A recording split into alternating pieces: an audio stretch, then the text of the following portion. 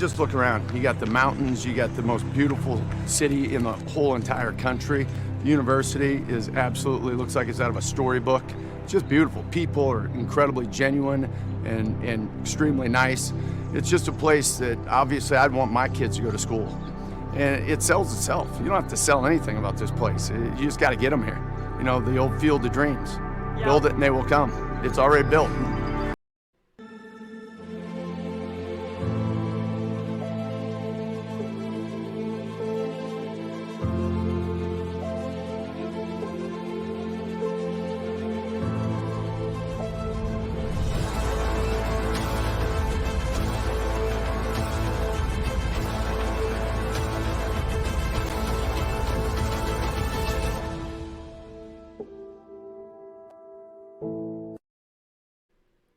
Welcome to the Talkin VAWLS Network. My name is Boogie Bentley. Wanted to drop a video, talk about recruiting just a little bit, drop a recruiting spotlight today. We're going to talk about Kasper. We're going to go through his scouting report, watch a little bit of highlights on him, and then also take a look at whether or not Tennessee is actually in the mix for the 4-star wide receiver out of Arizona. But before we get going, as always, do me a favor, go ahead and smash that like button just below the video. It's quick, it's free, it's easy, it helps the channel. Just hit that little thumbs up. Also, if you're new to the Talkin VAWLS Network, welcome. We're not experts, we're not insiders.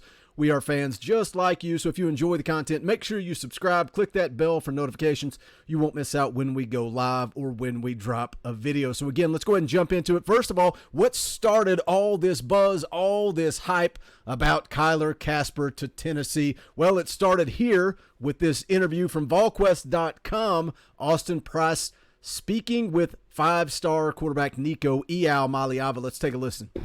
Now that this is behind you, you turned from recruitee to recruiter. Yeah. Who are you going after, man? I mean, we all know Jordan Anderson, but besides him, you know, who else you going to go target? Carnell Tate, that's one guy, and Kasper. He's from Arizona. So, you know, I built the core relationship with those two, and you know, we were working on we talked about it, top schools, and what we were looking at, and Tennessee's in their top schools, so.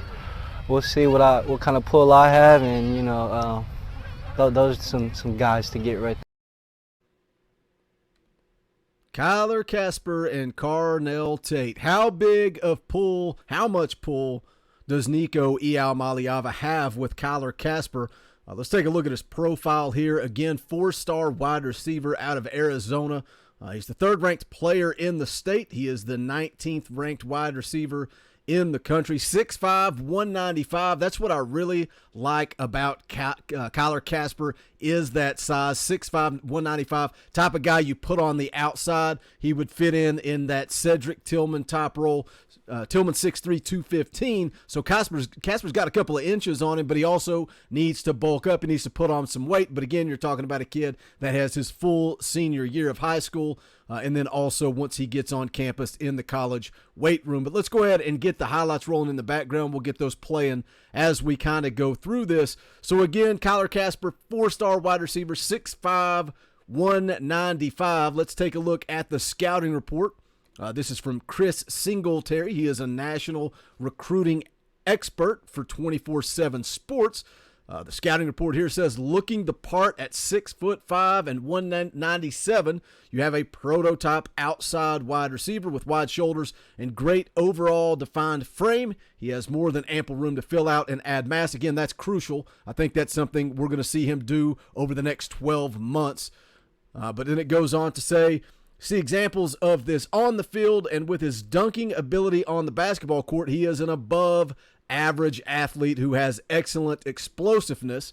Says he has the ability to add at least another 10 to 15 pounds of muscle that will only make him that much more of a complete player. Now it kind of gets into his skill set as a wide receiver. Says he has nice soft hands where he plucks the ball out of the air. Major trait that he has is his ability to be able to track the ball with ease and make tough catches. Because of his excellent size and length, his catch radius is something that gives defensive backs issues when covering him. It's positive for quarterbacks who know that he can make the play when the ball isn't always pinpoint, and the 50-50 department is where he high points the ball. Again, sounds like he fits that role of Cedric Tillman perfectly.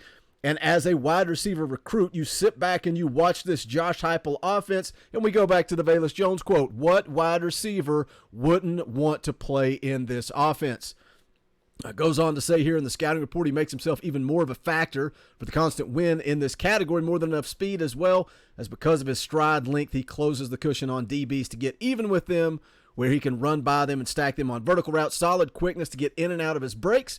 Does a nice job of not losing speed once he has to make a cut, therefore enabling him to separate. Comfortable coming off the ball and avoiding the defense with his release into his route. Improved his rack ability to make even more of a playmaker. Understanding his overall skill and what he brings to the table is a good trait that he has. Finishing his junior year 943 yards, 53 catches, show the production that he brings to the table, including 9 touchdowns. So again, that is the scouting report from Chris Singletary at 24/7 Sports. Kyler Kasper's dad, Kevin, played wide receiver at Iowa from 1997 to 2000. Now, when you look at the offers that this kid has, it's a who's who of college football. He can play anywhere in the country. He's that type of talent. Notre Dame, Ohio State, Georgia, LSU, Miami, Missouri, the list goes on and on. You can see when you go to 24/7 Sports, he does have a crystal ball to Oregon, and that's what a lot of people are talking about. Is he going to end up at Oregon? He likes Oregon, but according to Austin Price over at VAWLQuest.com, the Vols are in this one deep. He's always liked Tennessee. Austin Price says he likes Oregon a lot too, but this kid is tight with Nico, and that's just it. His relationship with Nico Iamaleava. How much does he want to play with Nico? We all know that Nico is going to be back on campus when we get to the spring game, April the 9th. And again, Tennessee is still going to have a spring game. It's just not going to be open to the public. It's going to be open to family. It's going to be open to recruits. And it is going to be a huge weekend. Circle it on the calendar, April the 9th. It's going to be absolutely huge for recruiting at Tennessee because Nico is going to be on campus. Kyler Kasper is going to be on campus, as well as Carnell Tate. It's going to be an opportunity not only for Josh Heupel and this coaching staff to get around these kids, but also Nico to work that recruiting trail. One thing that is a concern, Cody Burns going out. Cody Burns was leading the recruitment on Kasper. They had a good relationship, but I really think these kids like Pope. I think that he has a good relationship with them as well, and I think his relationship with Nico is probably more important than his relationship with this coaching staff. But again, just coming full circle and talking about recruiting, talking about Nico, the importance of Nico. Let's say Nico doesn't hit. I know some of the nega-Vols out there want to throw it out there. They want to talk about NIL deals and things not working out. You never know. They like to bring up Harrison Bailey. We saw how that situation played out. Nico is a generational type of kid. He is a generational type talent, but he is also a guy that people flock to. They want to be around. He's a natural leader. Kids want to come to Tennessee and play with Nico. So let's say worst case scenario, Nico doesn't work out, but you land a guy like Kyler Kasper. You land a guy like Carnell Tate. That's when you start to build depth and build this football roster. Tennessee is already adding some nice talent in the class of 23. Look at what they've added in the class of 22 with the wide receiver position.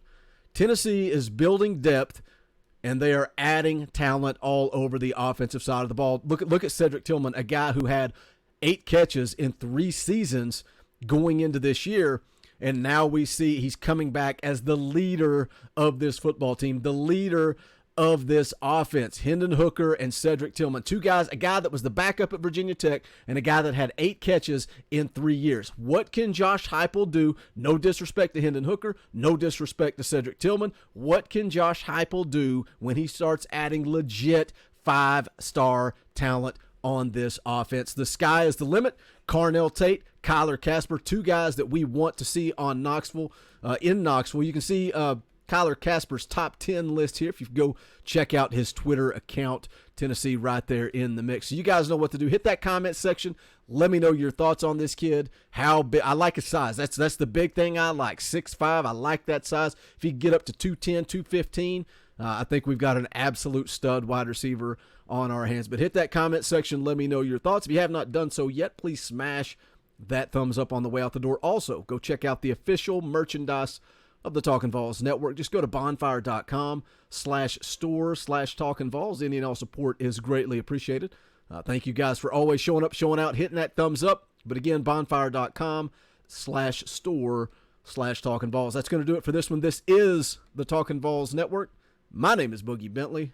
Go Big Orange.